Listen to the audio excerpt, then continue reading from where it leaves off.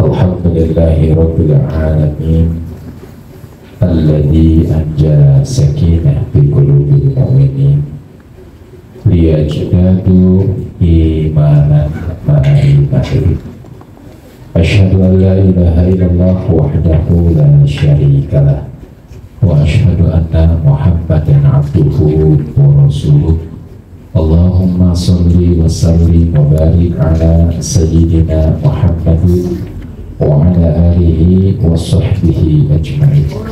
Qala Allah ta'ala fil Qur'anil Karim, a'udzu billahi minasyaitonir rajim. Bismillahirrahmanirrahim. Qalu subhanaka la ilma lana illa ma 'allamtana innaka antal alimul hakim. Al-ayah, sadaqallahul adzim.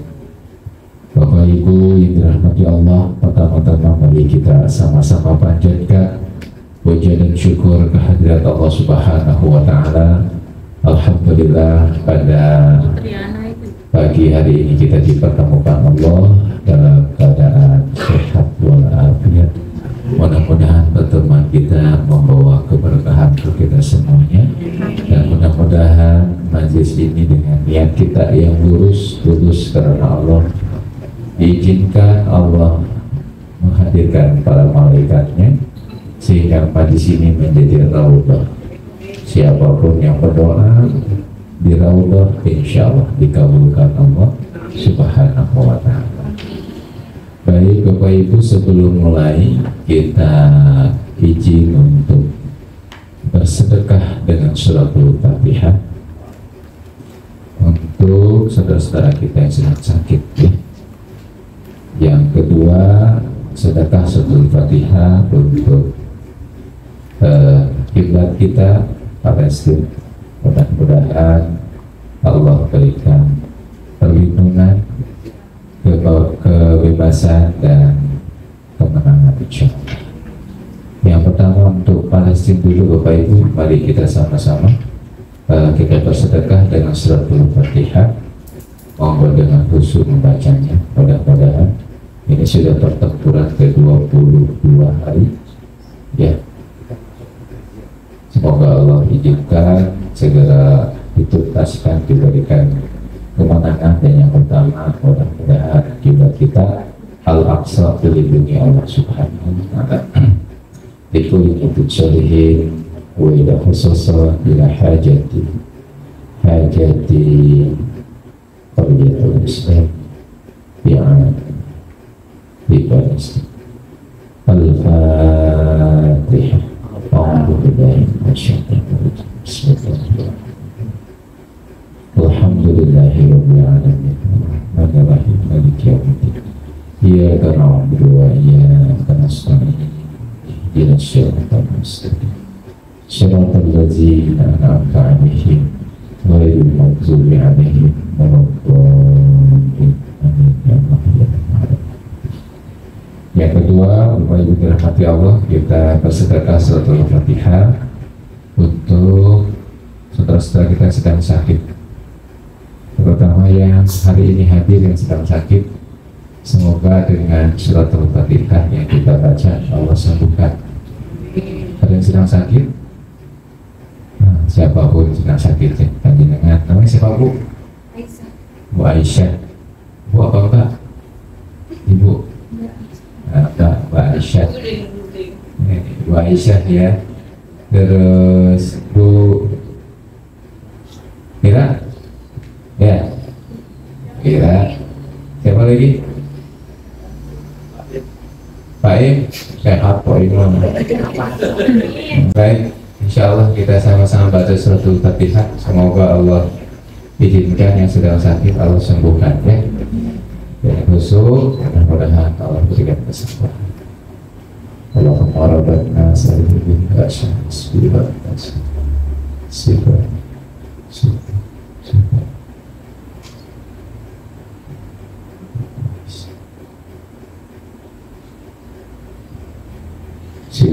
diberi sehat. Al-Fatihah. A'udzu billahi minasyaitonir rajim. Bismillahirrahmanirrahim.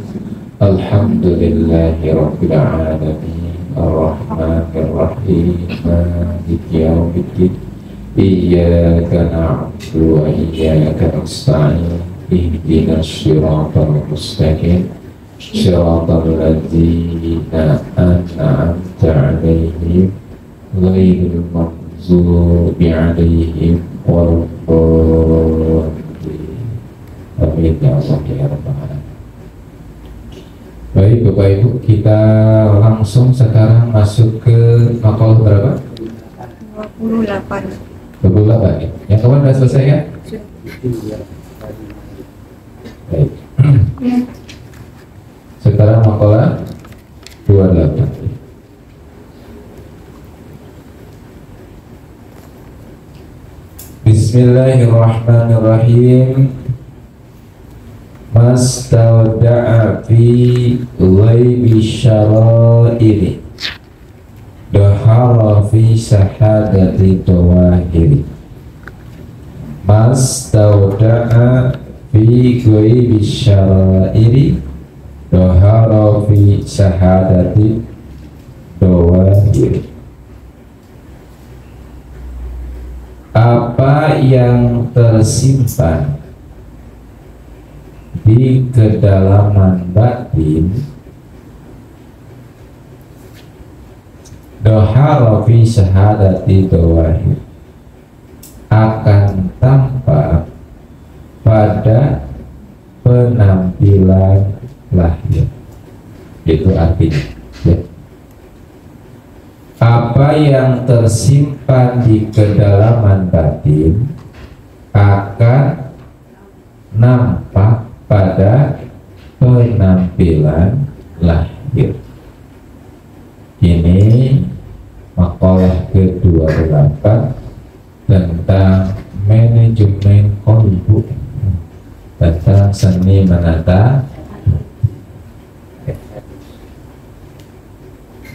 Ada teko isinya teh, keluarnya apa? Teko isinya susu, keluarnya apa? Susu. Teko isinya madu, keluarnya apa? Madu.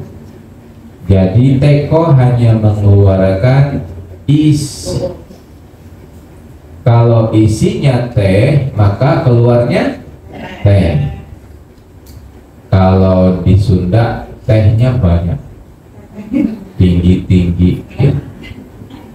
Kalau di Jawa tehnya kecil-kecil ya, kayak daun. Kalau di Sunda ini. Nah, jadi teko tergantung dari isinya. Begitu juga makalah ini memberikan pada kita sebuah penjelasan apa yang ada dalam kedalaman hati itu akan tampak dalam zahir kita. Jadi ada yang tidak bisa berbohong dalam diri kita. Apa? Bahasa tubuh. Lisan bisa berbohong, tapi bahasa tubuh tidak bisa berbohong. Maka ketika lisan nanti dikunci, maka yang akan bersaksi apa? Tangan kita, kaki kita, tubuh kita. Maksudnya apa? Memang mereka nggak bisa bohong. Mata kita nggak bisa bohong.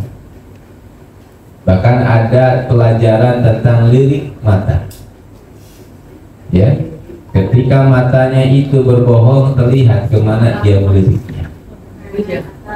Ya, gitu. Jadi kalau Bu Pri bohong sama saya, kelihatan nggak bisa bohong sama saya.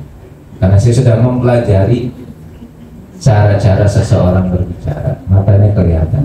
Pak Budi bohong sama saya, betul kan Pak? Jadi Bapak Ibu yang berbahagia, tidak bisa namanya dohir ini menutupi apa yang ada dalam batin. Apa yang ada dalam batin itu terlihat secara jelas di dalam apa? Dohir kita. Maka mana yang pertama harus kita perbaiki? Sarirah apa dohirah? Sarirah. Sarirah. Hati dulu yang tidak terlihat dulu yang kita harus perbaiki, karena insya Allah dohirnya akan mengikuti. Ibu-ibu mana yang harus dipercantik? Wajah yang tampak apa wajah yang tidak tampak? Tidak tampak. Nah, waduh, dua-duanya. Wajah yang tidak tampak itu wajah hati. Maka insya Allah kalau kita perbaiki terus wajah hati kita, insya Allah wajah zahir kita pun akan mengikuti. Mau pakai make up 7 lapis tetap aja terlihat bahwa panjenengan cemas dan khawatir.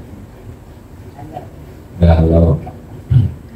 Ya, ini yang pertama, prinsip pertama dari mastauda'a fi ghaibi sarair dhahara fi apa? Fi dhahara fi sahadati dohir. Nah, ini yang sifatnya sederhana dulu, ya. Jadi hal-hal yang sifatnya panjenengan marah itu nggak bisa tersembunyi, tetap aja kelihatan jenengan sedang marah. Bahasa tubuhnya akan melihat, langsung refleks. Fisiologi kalau bahasanya, ya. Ilmu fisiologi itu ilmu yang mempengaruhi, ada dua. Tubuh mempengaruhi perasaan, perasaan mempengaruhi tubuh. Misalkan kalau agak bungkuk gitu, apanya? Bahunya agak bungkuk, biasanya orangnya sedang sedih. Ya. Nah, kalau agak membusung, biasanya orangnya sedang bahagia atau sedang terluka. Kalau berat sebelah, biasanya dia habis ngangkat-ngangkat. Ya. Jadi saat seseorang itu bahasa tubuhnya terlihat, maka itu memperlihatkan bahasa batin. Oke. Ini yang ringan dulu. Dulu. Nah, jadi ibu-ibu kalau ingin bahagia gimana caranya? Pengaruhi rasanya atau pengaruhi bahasa tubuhnya.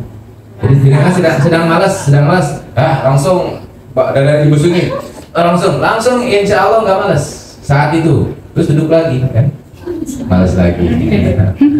Jadi bisa mempengaruhi perasaan dengan bahasa tubuh. Coba jalannya cepat, akhirnya insya Allah nggak malas. Tapi kalau jalannya kayak semut, gelenteng, ya itu kemungkinan akan malas. Coba kita duduknya gimana, Bu? Begini. Ngaji duduk gini gimana, Bu? Saya kasih waktu 10 menit lah.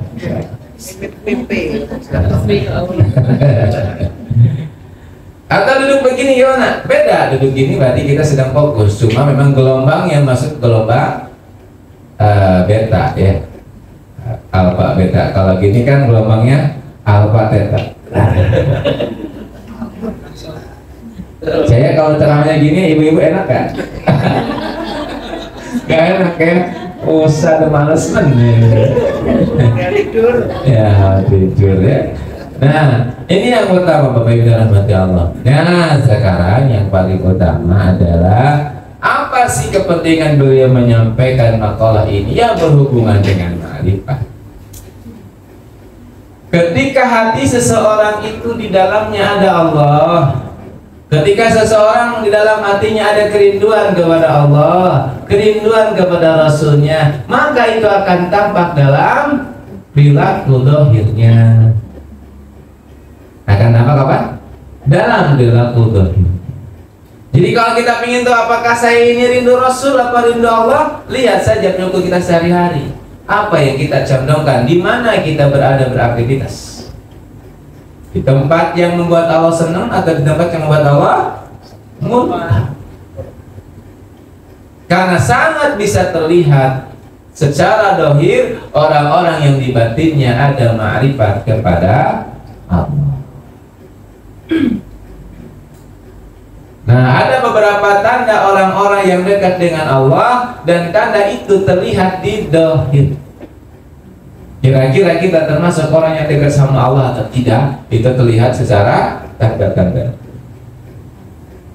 Bahkan dikatakan ada simat orang-orang yang beriman itu wajahnya itu ada asar apa? Sujud. Jadi asar itu bukan bukan yang itu mungkin juga nggak apa-apa memang karena sujudnya lama. Tapi ini bukan patokan. Apa namanya? Tak ada tanda.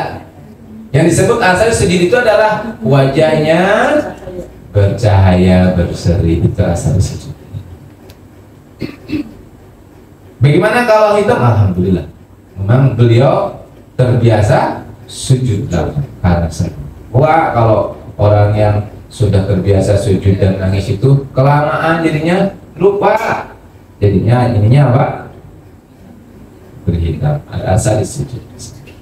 Nah, baik. Bapak Ibu bahagia, kita akan bahas tanda-tandanya ya.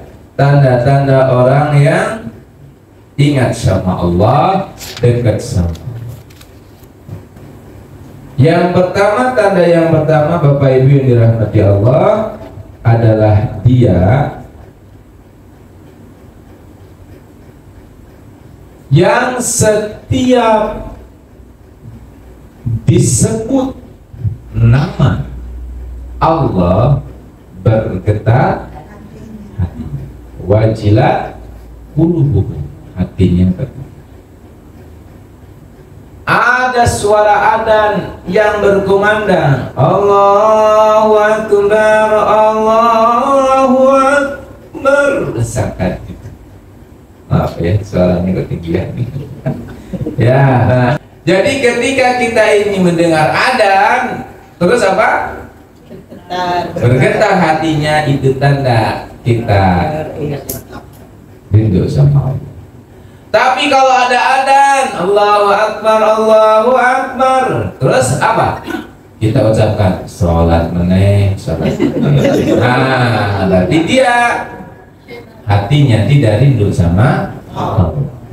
Bergetar itu gimana? Apakah nangis? Bukan. Itu nangis bagian dari resonansi. Jadi ada tahapan-tahapan bergetar. Tahapan pertama getar itu adalah respon.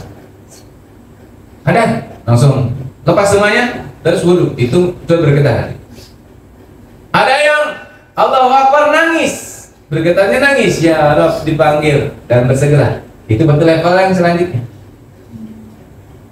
Nah, itu bergetar. Jadi kalau panjenengan mendengar adzan kok kaget dan mengatakan Masya Allah sudah ada nih, sudah ada panggilan, itu namanya sudah bergetar. Berarti panjenengan rindu sama Allah. Tapi kalau Allahu Akbar, Allahu Akbar, oh syukur ya. Nah, itu berarti terbebani dengan adzan. Berarti yang diingat bukan Allah pasti, yang diingat apa? Dunia. Ya. Setuju? Yang mana Bu ini, golongan mana dengan ini? Bergetar apa tidak bergetar? Oh, wajahnya kayaknya bergetar semua ya. Allahu Akbar, Allah langsung bergetar ya. Masya Allah. Iya, alhamdulillah itu juga bergetar. Ada respon. Jadi hatinya merespon. Kalau hatinya tidak ada respon sedikit pun, itu tanda ya hati kita belum ada Allah. Belum ada kerinduan. Walaupun bisa kita mengatakan saya rindu Allah, dipanggil sama Allah nggak bergetar, berarti belum ada kerinduan. Yang pertama, ini wajah-wajahnya kayaknya sudah bergetar semua ya. Tapi mana lebih banyak bergetar, mana lihat mau apa lihat takbir, lihat mau gitu, mau gitu ya. Getaran mana Pak? Yang paling besar mana? Nah, itu terserah ibu-ibu yang tahu, ibu-ibu ya. Mau terus lihat baju-baju bagus ya. Nah, itu mana yang paling bergetar tuh? Allahnya apa maunya?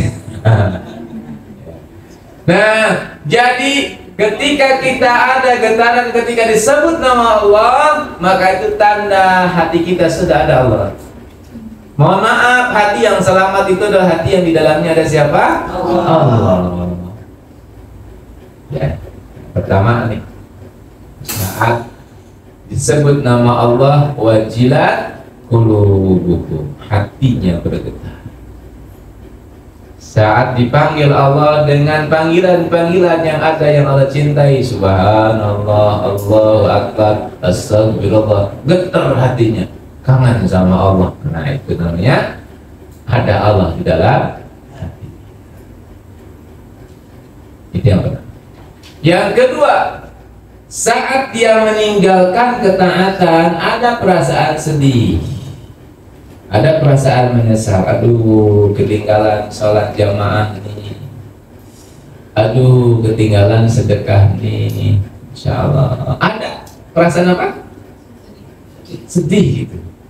Aduh, ketinggalan nih. Kok udah sholat jamaah ya? Nah, ini wajah-wajahnya kayak gitu kayaknya. Ya Pak ya? Ini panjenengan kalau ketinggalan sholat jamaah kayaknya sedih sekali ya. Ini wajah-wajahnya gelo kayaknya nih. Apa lagi tuh? Pokoknya kalau ketinggalan sholat tahajud, waduh nangis ya. Ibu-ibu juga sama ya. Kalau ketinggalan tukang sayur kayaknya kesel. Saya ngerti dia. Jadi saat seseorang ketinggalan melaksanakan ibadah dan dia apa? Menyesal, itu tandanya di dalam hatinya ada siapa? Allah. Kan bahasa tubuhnya kelihatan. Ya Rob, ada kesedihan, ada penyesalan. Kesedihan bukan penyesalan ya, kehilangan apa? Nah, di zaman Rasulullah ada itu sahabat yang punya kebun kurma, Pak. Kebun kurmanya luas, lalu dia sholat di kebun kurma itu, dan saat itu dia ngelamun melihat apa? Kebun kurma, sampai dia lupa gitu bacaannya, lupa. Setelah sholat dia istighfar, astagfirullahaladzim. Setelah selesai sholat apa? Kurmanya disedekahkan.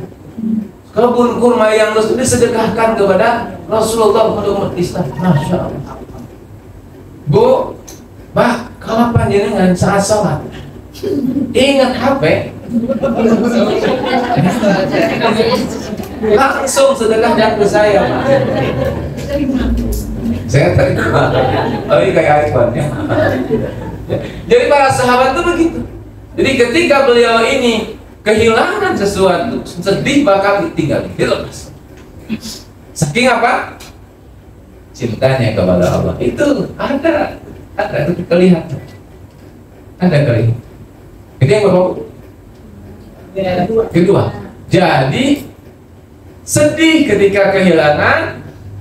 Yang kedua, yang pertama bergetar saat disebut nama Allah. Karena memang kekasihnya Allah, tidak punya kekasih selain Allah. Ibu sudah merasakan itu belum, Pak? Bapak Ibu merasa bahwa kekasih sejati itu hanya Allah. Bukan suami ibu, bukan istri bapak. Terkadang bapak cinta banget sama istri, tiba-tiba istri itu nyakitin kita. Terkadang ibu sangat mendambakan suami, ternyata suami nyakitin kita. Tapi Allah tidak pernah menyakiti kita. Maka kekasih sejati siapa? Allah. Bukan berarti dicuekin suami, bukan. Karena suami hadir karena memang itu tanda cintanya siapa? Allah pada kita. Dikasih istri pada kita tanda bahwa Allah cinta sama kita. Maka kekuatan pertama kita adalah cinta pada Allah, dan itu harus betul-betul dilatih bahwa betul-betul kita bergetar kalau ketemu sama Allah. Yang ketiga tandanya adalah menyesal yang sangat. Kata tadi kan sedih, sekarang menyesal ya. Menyesal yang sangat mendalam saat dia melakukan kemaksiatan, melakukan apa? Dosa, ya. Lupa melakukan dosa, dia sangat menyesal. Penyesalan terbesar dia adalah saat dia melakukan kemaksiatan, dosa. Nah, ini Ini tanda berarti bahasa tubuhnya nggak bisa dibohongi. Kalau dia nyesel berbuat dosa, nyesel berbuat maksiat, memang di dalam hatinya ada siapa? Allah. Karena manusia yang tetap saja setingkat sahabat pun Al-Ghamidiyah, seorang sahabat yang dia ini dekat dengan Rasul, bertalaki dengan Rasul, dan tetap saja Allah izinkan dia tergoda oleh siapa? Syaitan. Dia melakukan dosa besar, mohon maaf, berzina. Tapi karena dia adalah ahli taubat, maka Al-Ghamidiyah memohon kepada Rasulullah untuk segera dirajam. Saat dirajam, beliau sedang hamil. Kata Rasul, jangan dulu, mbak sedang hamil, nanti setelah hamil ya kamu dirajam. Selesai hamil melahirkan, datang ke Rasul, ya Rasulullah, rajam saya, bersihkan saya Rasulullah. Kata Rasulullah, anak masih kecil, tunggu sampai 2 tahun. Andai selama 2 tahun untuk beliau berubah pikiran, nggak bakalan diminta sama Rasulullah, nggak bakalan dikejar sama Rasulullah. Tapi beliau setelah 2 tahun anaknya datang, ya Rasulullah, bersihkan saya, bersihkan saya. Nih, saking beliau ini orang yang sangat apa namanya, sangat rindu dengan Allah, walaupun menyesalnya tinggi. Ya Rasulullah, bersihkan saya. Anak saya sudah selesai nyusunya, sudah. Ini dia sudah makan roti. Rasulullah ngasih tawaran, kalau engkau meninggal siapa yang merawat anakmu? Coba bayangin, ditawari sama Rasulullah, siapa yang merawat anakmu kalau engkau meninggal? Terus beliau dengan saya yakin engkau dan para sahabat pasti akan merawat anak saya. Baiklah, kalau itu sudah bulat, kita lakukan. Jadi menunggu 3 tahun untuk disucikan. Disucikan gimana, Bu? Diranjang. Diranjang itu mah dilempar batu kepalanya sampai nanti ada darah yang mengalir. Oh, dilemparnya para sahabat. Dan beliau Al-Ghamidiyah ini seorang wanita. Sahabat ini ketika dilemparin istighfar terus, tidak ada keluhan sedikit pun. Dan sampai akhirnya beliau meninggal dunia. Dan saat itu Rasulullah selesai menyampaikan kepada para sahabat, wahai para sahabat, sholatkan beliau. Oh, umat protes, ya Rasulullah, pemaksiat disolatin. Saat itu sedikit wajahnya Rasulullah memerah dan mengatakan, ya umat, ada 70 orang para sahabat, 70 orang penduduk Madinah berbuat dosa. Pahala ampunan orang ini, Al-Ghamidiyah ini masih bisa mencukupi, bahkan lebih dari itu. Kenapa? Karena beliau memang ahli taubat. Jadi betul-betul serius gitu. Ini contoh orang yang ketika dia berbuat maksiat itu segera mencari ampun. Kalau kita kan bukan negara muslim, jadi tidak ada namanya kita berbuat maksiat terus langsung dikisas, tidak ada. Jadi kita harusnya gimana? Kita yang sadar sendiri. Bagaimana caranya? Al-hasanah yudhibnas sayyi'ah. Kebaikan itu akan menghapus apa? Keburukan. Jadi ketika kita berbuat buruk, segera bersedekah. Segera ikuti perbuatan buruk dengan perbuatan baik. Misalkan ibu-ibu nih baru saja misalkan tadi ngomongin saya gibah. Contoh misalkan, contoh. Nah, segera ikuti itu dengan ketawa pasti saya ngomongin saya. Nah, segera setelah itu apa? Lakukan dengan perbuatan baik atau perbuatan-perbuatan yang lain. Kalau perbuatan maksiat yang kita lakukan, jangan sampai kita menunda karena ini tidak ada di hukum Islam. Kita negaranya negara apa? Negara nasional. Sehingga kita yang harus bekerja keras untuk menembus dosa itu dengan perbuatan baik. Kita dengan sedekah. Mohon maaf Bapak Ibu, saya kalau kayak tadi mohon maaf Ibu, saya di sekolah itu, apa enggak ya? Kalau agak jerok dikit ya. Jadi pas saya buka kamar mandi, itu mohon maaf, Masya Allah ada potongan panjang gede sini. Dan ujungnya keras, kayaknya anak-anak bebelen. Dan itu tidak di wastafelnya di bawah kayak kucingnya gitu ya. Ya Rob, tapi saya senang.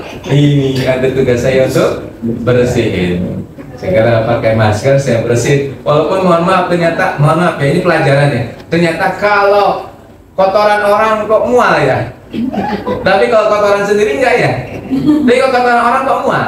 Sambil saya, ini pada anak kecil ya, anak-anak SD gitu. Saya ambilin, itu saya bersihin. Tapi ada mual ya dalam pikiran, ya Rob, ternyata kalau kita melihat keburukan orang lain itu merasa jijik. Tapi melihat keburukan kita sendiri enggak merasa jijik gitu ya. Mudah-mudahan ini menjadi wasilah keburukan saya dibersihin sama Allah, bisa bersih, semangat. Jadi Bu, gitu ya Bu ya, kalau Ibu di WC gitu, anak kita atau apa namanya belum guyur, itu senang Ibu, alhamdulillah ada amalan saya ini. Atau di WC umum Bu, masya Allah numpuk gitu ya, kayak apa alhamdulillah tidak ada kesempatan. Pada begini ada kesempatan tuh Pak untuk membersihkan. Saya dapat amalannya dari guru saya begitu, kalau pengen membersihkan hati, bersihin WC, dan itu saya bersihin, alhamdulillah bagian dari amalan. Amalan soleh ya. Nah, Bapak Ibu yang dirahmati Allah, jadi begitulah kira-kira kita mengikuti keburukan kita dengan kebaikan, apapun itu kita lakukan. Dan bisa jadi memang itu cara Allah, betul nggak? Kamu punya keburukan hanya bisa dihapus dengan ini.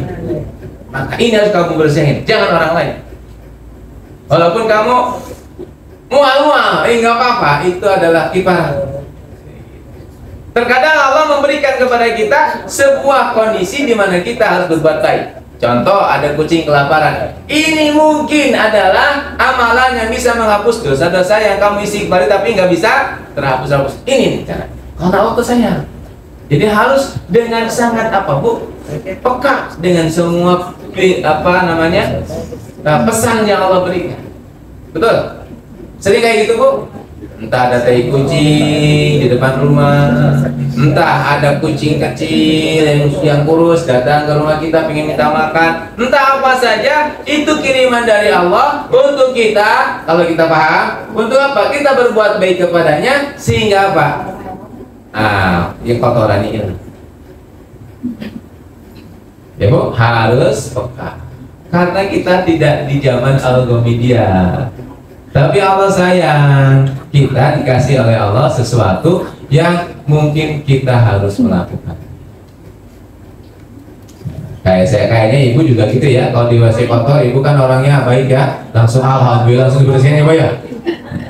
Tapi kayaknya yang gitu nggak ada di sini. Di sini kayaknya ngomel-ngomel semua ya. Ya. Baik. Baru keberapa ini? Ya. Jangan dibayangin Bu, kalau dibayangin jadinya rumah ya.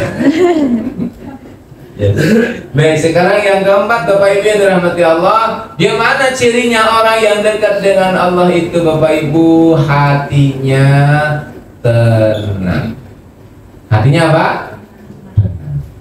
Berarti sebaliknya, orang yang nggak dekat sama Allah, yang di hatinya nggak ada Allah itu gelisah, gurung gusuh kalau bahasa Inggrisnya. Kalau bahasa Jawanya kemerusuh. Hampir sama ya. Hampir sama ya. Kalau bahasa Cinanya apa Bu? Rasa kusuk ya.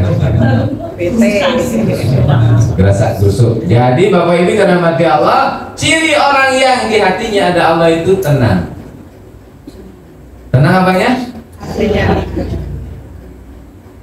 Walaupun banyak jangan kau kira air yang diam itu tidak dalam. Jangan kira air yang dalam itu tidak. Jangan kau kira orang yang tenang itu tidak punya masalah. Dia hanya bisa menenangkan diri karena ada Allah di sana. Iya, bedanya begitu ya.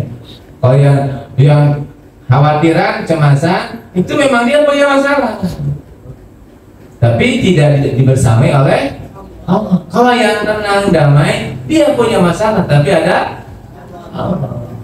Jadi nggak kelihatan masalah, karena nggak mungkin manusia nggak punya masalah ya. Betul Bu? Nah, Ibu pada unggut-unggutannya tanda menjiwai Iya, iya, saya tenang tapi banyak. Ya, ya. Allah bidzikrillah tatma'innul qulub. Orang-orang yang berzikir kepada Allah itu dia akan tenang hati. Zikir itu apa? Ingat, bukan melafazkan, bukan. Zikir itu apa? Ingat, ingat Allah. Di mana saja ingat Allah. Nah, jadi cirinya adalah terlihat secara zahir adalah dia hatinya tenang, jiwanya tenang, ada ketenangan. Kenapa tenang? Karena hatinya bersama Allah. Ya, itu apa Ibu ya? Tapi jangan nilai orang, menilai pada diri sendiri. Pas kita ketemu orang dia sedang gelisah, nggak ada Allah kayak dia. Nggak boleh. Nggak boleh. Ya, itu kita yang hilang, Allah menyadari diri kita kalau menilai. Kepada siapa nilainya? Kepada diri. Ingat, tanda ini jangan lihat orang ya. Tanda ini melihatnya siapa? Diri kita. Karena terkadang mohon maaf kita ini melihat, iya ya tetangga saya kayak gitu ya. Nah itu berarti kita menilai orang kan? Bukan ke orang lain, tapi kepada siapa? Kita sendiri. Terkadang kita sok kenal sama Allah ya. Ya kan? Iya saya udah kenal, udah tenang hatinya. Setuju? Yang berapa ini Bu? Kelima. Sekarang kelima. Nah, orang yang dekat sama Allah itu besar kasih sayangnya kepada makhluk. Besar kasih sayangnya kepada makhluk. Gak ada kebencian, adanya kasih sayang. Dan besar kasih sayang. Kasih dan sayang, memberi dan memberinya yang terbaik. Jadi kasih sayang itu Ibu definisinya kita memberi dan memberinya yang terbaik. Itu namanya kasih sayang. Ya Bu ya. Kalau diaplikasikan dalam perilaku, jadi kasih sayang itu gimana? Kita ngasih dan ngasihnya yang terbaik. Itu namanya kasih sayang. Kita ngasih dan mengasihinya tanpa ada kata-kata yang menyakitkan. Itu namanya kasih sayang. Nah, orang yang dekat dengan Allah kasih sayangnya besar. Kenapa? Dia tersibuk dengan Rahman dan Rahim. Karena Allah itu Rahman, Maha Pemberi, Rahim, Maha Penyayang. Artinya semua pemberian Allah itu pasti yang terbaik untuk kita. Begitu juga kita saat kita bertemu dengan makhluk apapun itu, kita memberi dan yang kita beri yang terbaik. Hati-hati Ibu, jangan sampai kita mengasih kepada tetangga nasi aking. Tahu nasi aking? Nasi yang sudah basi dikasihkan, itu namanya bukan kasih sayang. Karena kasih sayang itu pasti ngasih yang terbaik aja. Ngasih baju Bu, kalau bisa ngasih baju jangan yang bekas atuh. Ngasih baju yang bagus, yang baru dibeli dikasih. Itu namanya kasih sayang. Ini mengasih baju yang sudah nggak dipakai, itu namanya bukan kasih sayang. Masih aja. Tapi kalau ada terlalu tapi minta gimana? Boleh. Kan saya gitu. Oh, yang bekas-bekas dikasihkan? Saya. Oh iya. Ibu izin dulu, beneran nggak apa-apa dikasih yang bekas. Kalau kesannya pas nggak bawa, itu latihan nggak ada bajunya lama. Oh iya, nggak apa-apa.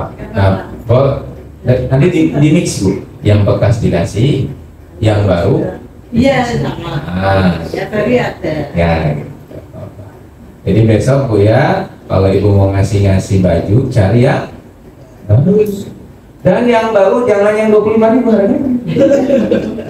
Kan kasih sayang. Aduh kok berat ya. Ya emang berat. Jadi kalau kita memberi, berilah yang terbaik. Jadi yang terbaik itu dua. Satu, nilai pemberiannya. Yang kedua, cara memberinya.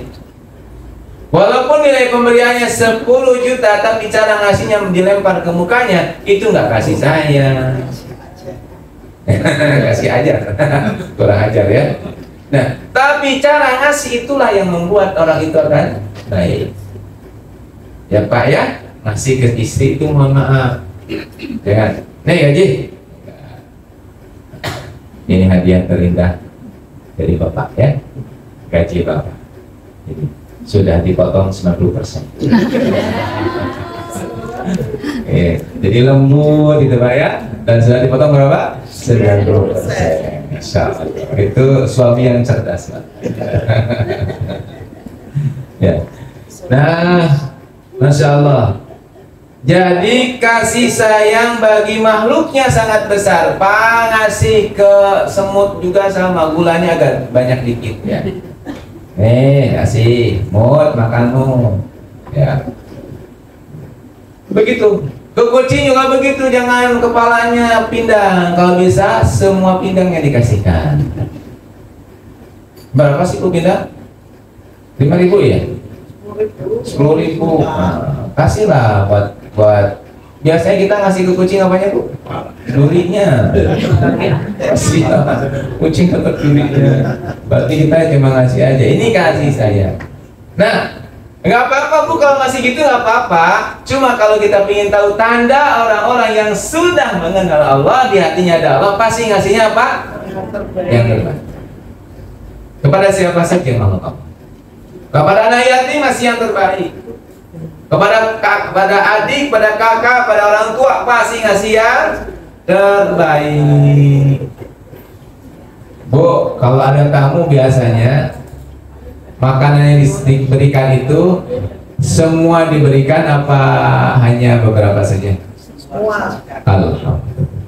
Karena adanya cuma satu ya Pak. Semua kita kasih karena yang terbaik kita berikan. Itu yang terbaik. Nah, berarti dalam diri kita ada kasih. Aduh kok belum ya saya? Yuk latihan yuk agar kita bisa seperti itu sehingga kita tersibuh dengan rahman dan rahim. Ingat Pak, tuh makhluk Allah yang lain tuh ngasih yang terbaik ya. Ayam coba, yang dikasih sama ayam apa? Nyawanya, betul? Dagingnya dikasih sama kita, betul Pak? Padahal kalau mau disuruh milih, sama kayak kita, dia ingin hidup, tapi dia memberinya totalitas. Nyawanya jadi kasih, daging dikasih, kambing juga gitu ya. Dia juga ingin makan rumput, dia ingin main-main, tapi Masya Allah untuk memberi yang pohon, ya, anggur Bapak Ibu, dia luar biasa, berapa memperjuangkan dirinya untuk tumbuh. Setelah dia berbuah dan manis, dikasihkan buahnya, hasil kerja kerasnya dikasihkan ke manusia. Kok kita nggak mau ya kayak gitu sama makhluk Allah yang lain? Padahal makhluk Allah yang pada kita itu ngasih yang terbaik. Dan ini tidak adil, betul? Ya, tapi kita nggak mau menyediakan diri kita untuk Allah. Ya, sama berbagi sama makhluk Allah. Bismillah ya, kita berikhtiar dari sekarang melakukan yang memberi dan memberinya yang terbaik. Itu namanya kasih sayang. Setuju? Nah, yang berapa itu? Nah, sekarang yang keenam apa sekarang? Nah, sekarang yang keenam, melihat sesuatu yang menyenangkan dan menyedihkan itu semuanya berasal dari Allah. Dia selalu melihatnya semuanya dari Allah. Menyenangkan ucapan gimana? Alhamdulillah. Menyedihkan ucapannya gimana? Dari Allah. Semuanya dari Allah. Menyenangkan segala yang baik-baik dari Allah. Menyedihkan kehilangan semuanya adalah milik Allah, dikembalikan kepada Allah. Selalu ke sana. Maka Rasulullah menyampaikan, saya takjub dengan urusan orang mukmin. Orang mukmin itu dikasih nikmat, ucapannya apa? Bersyukur kepada Allah. Dikasih musibah, bersabar. Tidak ada hal yang membuat dia ini rugi. Bersabar pahalanya tanpa batas, bersyukur ditambah nikmatnya. Lain syakartu lazim. Bersabar pahalanya diberi hisab tanpa Isa Pro, Masya Allah ya, orang-orang beriman. Orang-orang yang di hatinya ada Allah itu aman. Dikasih panas, alhamdulillah. Nikmat dari Allah. Sabar, pahala sabar tanpa batas.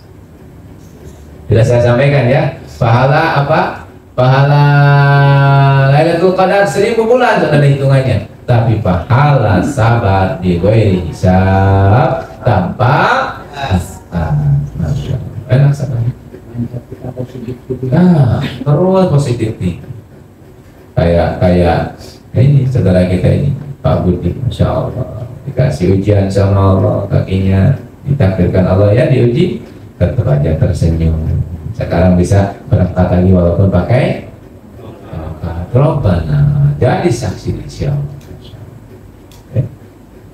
Setuju? Dan saya tahu juga ibu-ibu di sini juga sama baik pengorbanannya ya. Alhamdulillah. Yang terakhir yang ketujuh, ciri seseorang yang dekat dengan Allah itu bagaimana Bapak Ibu?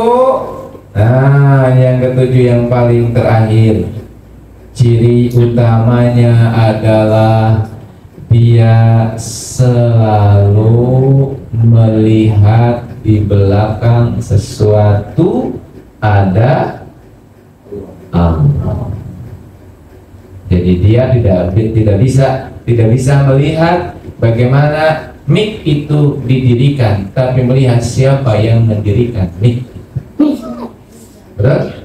Siapa yang memegang minum ini? Minum ini dipegang, dia tidak melihat gelasnya, tapi yang melihat dia memegang. Berarti dia melihat yang maha besar. Maka ciri-ciri orang yang di dalam hatinya ada Allah, sikapnya itu selalu merasa bahwa dia selalu melihat ada yang maha besar di balik semua kejadian. Maka dia akhirnya tunduk patuh dengan yang maha besar itu. Seperti yang sering saya sampaikan, saat panjenengan bertawaf di Mekah, lalu ada yang mendorong panjenengan jatuh. Biasanya kalau kita didorong pasti akan marah. Tapi ketika melihat ke belakang, ternyata yang dorong kita sosok yang mulia, Imam As-Sudais. Ternyata saat didorong oleh beliau, kita nggak jadi marah. Kenapa? Karena dia orang yang mulia, bahkan kita tersenyum, salaman sama dia, minta bertanya. Kita sedang tawaf di dalam kehidupan 7 kali setiap hari, Senin, Selasa, Rabu, Kamis, Jumat, Sabtu, Minggu, kembali ke Senin, terus muter tawaf setiap hari. Ternyata dalam tawaf kita ada yang mendorong kita, sehingga kita sakit, kita ketipu, kita bangkrut, kita apalagi ditipu orang, disakiti orang. Saat kita melihat itu, lalu kita melihat ke belakang, siapa sesungguhnya yang membuat saya sakit hati? Ternyata di balik makhluk yang menyakiti itu ada sosok yang mulia. Siapa? Allah. Akhirnya kita lagi dimarah. Ya Rob, saya terima kalau ini membuat hamba, engkau ampuni dosanya. Keren. Terus? Nah itu yang butuh kita latih. Di balik panasnya Semarang, ada yang mengizinkan panas. Siapa? Allah. Ya, saya ridho, gak apa-apa. Walaupun dulunya saya hitam, sekarang tetap hitam karena saya panas pakai hati, tidak apa-apa. Insya Allah. Ya. Jadi Masya Allah, selalu kita merasakan kebahagiaan. Nah, ini tujuan ini Bapak Ibu, untuk mengetahui kira-kira di dalam hati kita ada siapa? Allah. Ada Allah kenapa di hati kita? Oh, Allah bisa yang tuh baca dengan semua ya. Tapi di antara begitu pasti ada yang dulu, termasuk saya. Pasti ada yang dulu. Jadi agak kesindir dengan ucapan sendiri Pak. Karena terkadang saya ngasih ke kucing kepala, tidak seluruhnya. Iya ya. Saya belum ngasih ya. Terkadang sama semua Pak, kalau ngasih masuk roti, saya usir. Pergi. Ya, untunglah udah nggak saya matiin, cuma suruh pergi. Tapi kan kasihan, lagi enak-enak makan kan saya pergi ya. Pergi. Malah disuruh pergi sama saya. Berarti belum ya. Nah, contoh. Ternyata dari 7 ini masih ada yang belum. Yuk kita latih agar apa? Memberi dan memberi yang terbaik. Kok sama semut kayak gitu, wah, karena biasanya gitu. Tapi kalau kita sudah cinta sama Allah, itu tanda-tandanya. Kasih sayangnya begitu besar kepada makhluk Allah. Masih ada waktu? Masih? Mau diselesaikan apa dilanjut? Kayak kalau dia berarti tidak selesai enggak? Selesai ya? Selesai, baik. Ini udah ada belum? Belum. Baik. Sekarang, bagaimana tanda-tanda orang yang tidak ada Allah di dalam hatinya? Ya. Bagaimana cirinya? Yang pertama, dia di dalam hatinya, di dalam aktivitasnya, skala prioritasnya dunia. Lebih mengutamakan apa? Dunia. Yang diutamakan oleh dia adalah urusan-urusan kepentingan-kepentingan dunia atau kepentingan-kepentingan nafsu, kepentingan-kepentingan ego. Berarti dalam diri kita masih ada? Tidak ada. Gitu ya. Yang ada apa berarti dalam diri kita? Ya, nafsu kita, ego kita, dunia. Itu cirinya. Jadi kalau kita masih menghalalkan segala cara untuk mengambil sesuatu, berarti di hati kita dalam ada siapa? Sekarang prioritasnya bukan siapa? Dan yang paling mudah adalah waktu sholat dan waktu nonton. Mana yang paling pertama kita utamakan? Nontonnya apa? Yang paling terlihat adalah saat kita di mall, saat kita berjalan, sudah waktunya apa? Syukur, sholat. Mana yang kita utamakan? Beli baju apa beli baju takwa? Ya beli takwa maksudnya sholat. Nah, kalau kita sholat dulu, kita sholat dulu. Walaupun pas sholat ingat apa yang mau dibeli. Ya. Lumayan lah, nggak apa-apa. Tapi sudah melaksanakan apa? Sholat.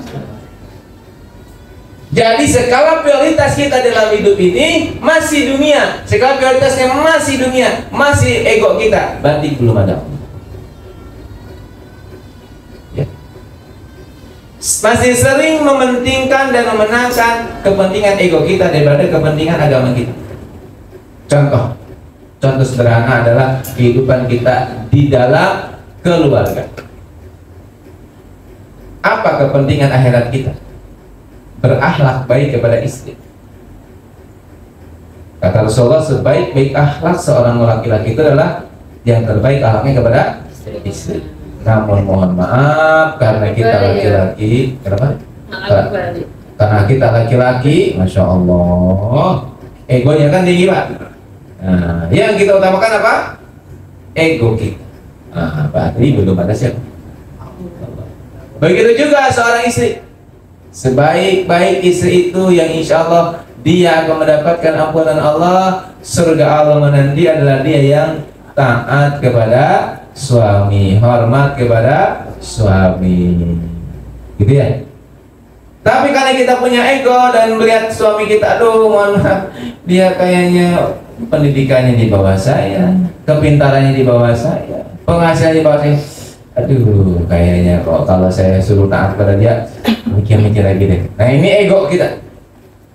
Mana yang kita prioritaskan? Ego kita apa? Perintah Allah. Nah kalau kita utamakan ego kita, berarti belum ada Allah di hati. Itu tandanya gitu aja sederhana. Kalau dalam bahasa Inggris gimana Pak? Amin. Nah, baik, lanjut. Yang kedua, nah, tidak bersegera untuk kembali kepada Allah. Jadi kalau dia jauh itu nggak bersegera, karena terkadang mohon maaf, ruh, pikiran kita, jiwa kita ini bergerak kepada itu. Dan terkadang bergeraknya itu bukan menuju Allah, tapi menjauhi Allah karena tertarik juga. Nah saat kita tertarik itu Bapak Ibu tidak bersegera ke Allah, itu namanya kita memang belum ada Allah, nggak ada ikatan. Tapi kalau ada ikatan, insya Allah. Jadi ada dulu. Baik Bapak Ibu kita lanjut. Yang keberapa sekarang? Ya, ketiga. Tidak bersegera kembali pada Allah. Yang kedua ya. Yang ketiga, tidak lari dari kesibukan yang membuat dia jauh dari Allah. Jadi dari kesibukan ini membuat jauh dari Allah, dan hatinya tahu bahwa kalau kita ada di sini pasti jauh dari Allah, dan dia tidak lari, dia tetap ada di sana, sehingga tetap jauh dari Allah. Berarti memang, mohon maaf, Allah belum ada di hati kita. Misalkan mohon maaf Bapak Ibu, maaf Bapak-Bapak, Bapak ada di satu tempat yang tempat itu bisa melupakan kita dengan Allah. Misalkan di sebuah hiburan ya, hiburannya itu melupakan kita dari Allah. Baik candaannya, obrolannya, hiburannya, tampilannya membuat kita lupa semua. Dan kita sadar bahwa kita akan lupa kepada Allah. Tapi kita nggak lari. Artinya berarti Allah tidak ada di dalam diri. Kalau kita paham ini kayaknya tidak pas buat saya, segera kita benar izin untuk segera pergi dari sana. Yang berapa? 3. Yang keempat, kita percepat ya. Yang keempat, tidak ada sedih saat kita luput dari ketaatan. Nggak ada sedih. Kehilangan sholat subuh misalkan, nggak ada kesedihan, biasa aja. Ini berarti nggak ada Allah ya. Subuh bangun jam 8 pagi, biasa aja gitu, nggak ada apa. Saya kesiangan, nggak ada kayak gitu, biasa aja. Kehilangan taat biasa aja. Terutama yang wajib-wajib ya. Kalau yang sunnah memang mungkin belum terbiasa, tapi yang wajib yang memang itu harus kita lakukan. Kok kehilangan, nggak ada kesedihan, berarti jadi kita belum ada siapa? Masih banyak dunia. Yang kelima sekarang, kesenangan dan kegembiraannya tidak bersama Allah. Jadi dia merasa senang dan gembira justru kalau tidak bersama Allah. Jadi kalau stres, kalau pusing, itu yang dikejar bukan Allah. Yang dikejar bukan sholat, yang dikejar bukan Al-Quran, yang dikejar bukan zikir, yang dikejar bukan sedekah, tapi yang dikejar hiburan. Healing.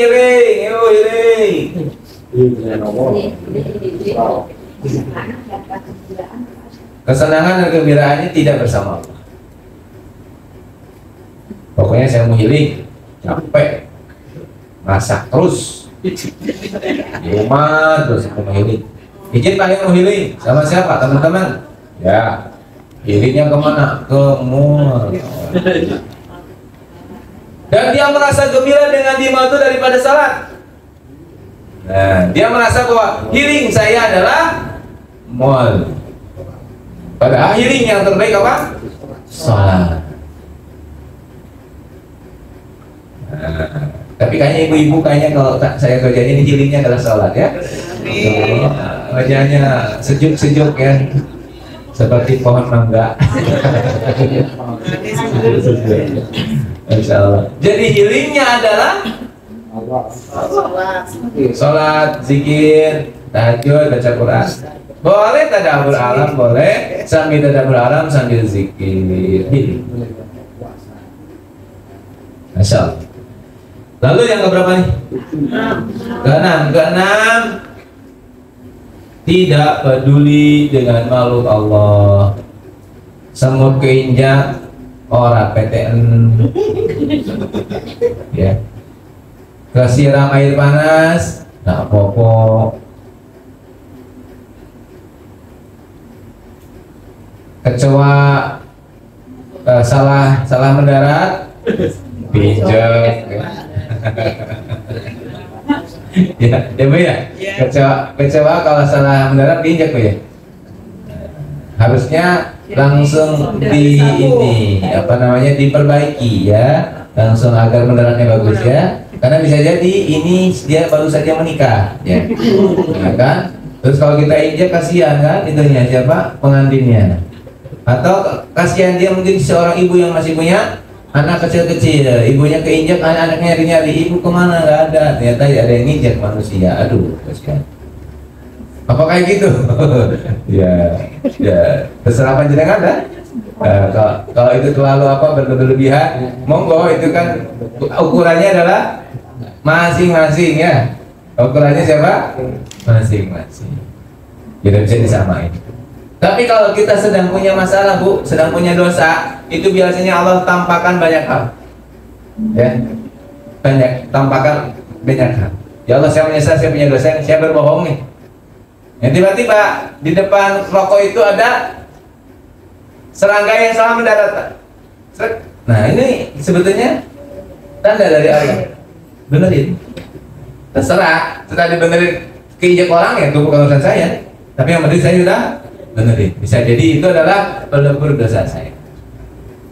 Gitu ya, Bu, ya, harus. Nah, tapi kalau kita nggak peduli Bapak Ibu kepada makhluk-makhluk Allah, apa yang sekarang nggak peduli pada Palestina mau dibom, anaknya mau pada meninggal, itu bukan urusan saya. Urusan saya, ya yang penting saya bisa makan. Nah, berarti apa? Belum ada Allah dalam diri kita, karena nggak ada kepedulian. Tetangga kita sakit, nggak ada namanya kepedulian. Ini kepedulian penting ya. Kalau kita nggak peduli, berarti mohon maaf, hati-hati kita mungkin belum sempurna Allah hadir. Kalau enggak sih mungkin enggak, karena kita kan sudah bersahadat ya. Mungkin belum sempurna Allah. Yang keberapa sekarang? Ketujuh, selalu melihat sebab, tidak melihat musabab. Kalau tadi yang ketujuh gimana, Bu? Kita selalu melihat di belakang sebab itu ada siapa ya. Nah, kita kalau tidak paham Allah, tidak kenal Allah, justru yang dilihat apa?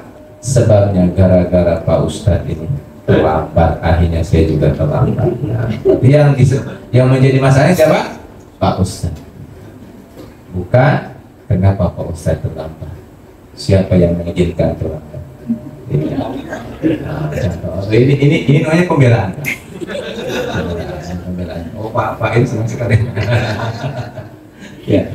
Nah, begitu juga ya. Jadi kita tidak boleh melihat pada sebab. Kalau kita selalu melihat sebab, maka ya kita berarti belum.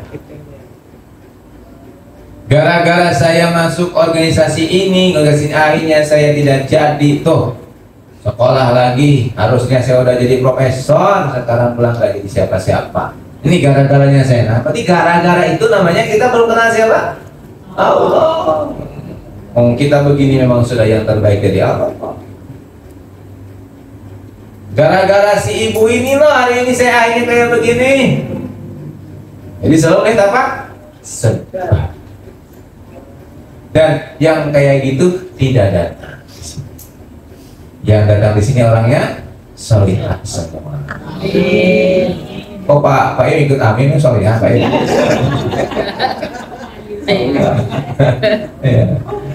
Jadi Bapak Ibu yang dirahmati Allah, mari kita ikhtiarkan agar kita selalu melihat musabab. Tapi kalau kita sedang tidak dekat sama Allah, yang kita lihat apa? Gara-gara dia, gara-gara dia, gara-gara dia. Gara-gara Bapak sih nyekolahinnya salah, akhirnya saya gini. Tidak bisa, itu sudah takdir Allah. Ya, dinikmati Allah. Semuanya sudah ada takdir yang terbaik. Baik, nah Bapak Ibu, 7 hal ini akan membuat kita jahil kepada Allah. Jahil itu apa? Ya bodoh. Jahil kepada Allah, dan jahil kepada Allah akan menyebabkan su'ul khatimah. Kita nggak bisa ketemu Allah. Maka para ulama menyampaikan ada 3 golongan orang yang mengenal Allah, bermakrifat sama Allah. 1, ada orang yang makrifat dengan Allah dan dia dikenal bahwa dia bermakrifat kepada Allah, lalu dia pun tahu bahwa dia bermakrifat kepada Allah, maka kepada orang tersebut duduklah, bermajlislah, mintalah ilmu kepadanya karena dia sudah mengenal Allah. Yang kedua, ada orang yang dikenal tidak bermakrifat kepada Allah dan dia sadar bahwa dia belum mengenal Allah, maka ajaklah dia agar dia mengenal Allah. Yang ketiga, ada orang yang dikenal tidak ma'rifat pada Allah, tapi dia tidak tahu bahwa dia tidak ma'rifat pada Allah, dan dia sok tahu bahwa dia berma'rifat kepada Allah, maka tinggalkan karena tidak baik. Begitu. Maka kalau dalam bahasa kita berarti bagaimana nih aplikasinya? Yuk kita sama-sama bermajlis, bersahabat dengan orang-orang yang sedang berikhtiar mengenal Allah. Cukup ya? Baik. Kalau ada yang tanyakan, hanya satu saja. Ada yang bertanya? Nah, semua. Itu kalau ada misalnya baikon itu kan nyangkok, berdoa dan lain-lain, itu bagaimana? Ya, Itu kan karena kan itu juga mengganggu. ada. Ya, memang ada yang disunahkan oleh Rasulullah dibunuh, ada yang itu secara syariat. Jadi kita bicara syariat, bicara masalah syariat boleh-boleh saja kalau mengganggu di apa namanya diusir nih. Kalau bisa diusir bukan dibunuh. Jadi sebelum si nyamuknya datang sudah ada baikon yang jika dia tidak datang. Ini secara syariat boleh, cecak juga boleh dibunuh secara syariat. Namun secara hakikat dia makhluk itu. Monggo ibu mau pakai yang mana? Secara syariat nggak ada, ibu tidak terkena hukum apa-apa. Tapi secara hakikat itu makhluk, itu kebebasan kita, Bu. Dan ada yang gatal itu pas ada yang gatal itu. Kalau tidak kita Mudaratnya banyak, boleh nggak diusir? Boleh. Kalau bisa diusirnya tambah dimatikan, jangan dimatikan. Kalau ternyata nggak bisa, memang nggak ada, boleh. Tapi tetap mengucap apa? Bismillah. Dan ada kesedihan ya, tuh sepertinya mohon maaf saya nggak mau, tapi kok pindah ke rumah saya, kan rumah saya bukan tempat kamu. Ya, kira-kira begitu ya. Kalau Bapak Ibu kita tutup dengan bacaan hamdalah. Alhamdulillahirobbilalamin. Subhanallahumma wa bihamdika asyhadu an la ilaha illa anta astaghfiruka wa atubu ilaik. Assalamualaikum warahmatullahi wabarakatuh. Yang bisa salat berjamaah semoga nanti.